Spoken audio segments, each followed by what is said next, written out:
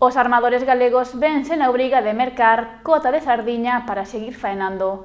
O patrón maior de Ribeira afirma que é unha medida necesaria ante a falta de outras especies e o pouco cupo que teñen de sardiña.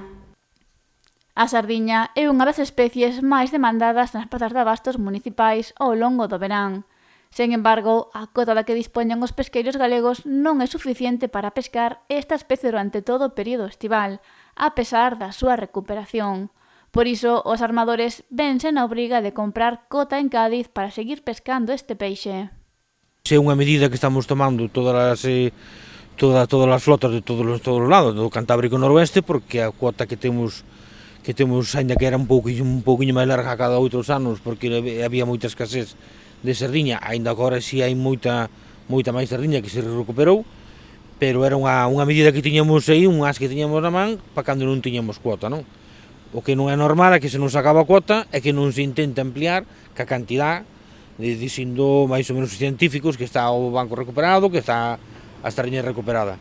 E principalmente non tendo outro medio, que este ano non tuvemos xurel, non tuvemos a suerte de que hubiera moita cabala, nin outras especies, entón, claro, quedamos colgados que non temos maneira de ter cuota para salir ao mar, non?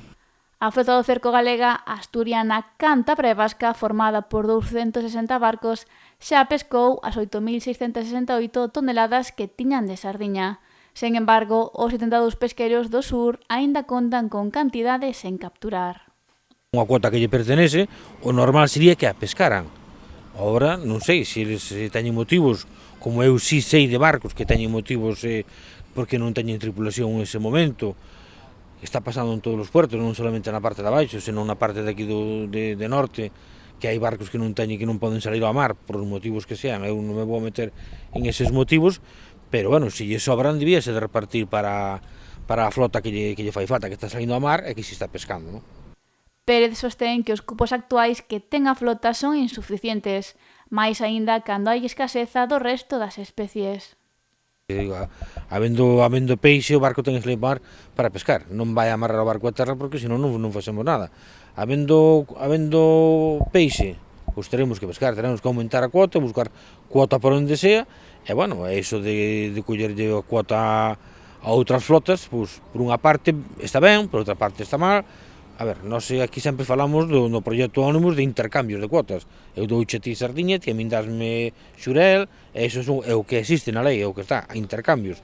Despois de outras medidas, pois, se non temos outra salida, algunha teremos que buscar. A única parte positiva que se dá con esta situación é que o quilo da sardiña está a alcanzar bons prezos en lonxa.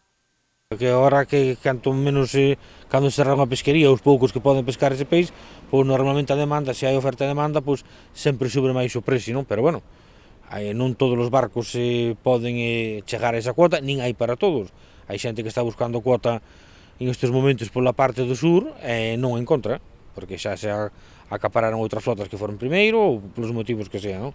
E claro, iso tamén é triste que uns barcos poden pescar porque conseguiron a cuota daquela con intercambios ou como fora, e outros que non teñan os medios para poder pescar.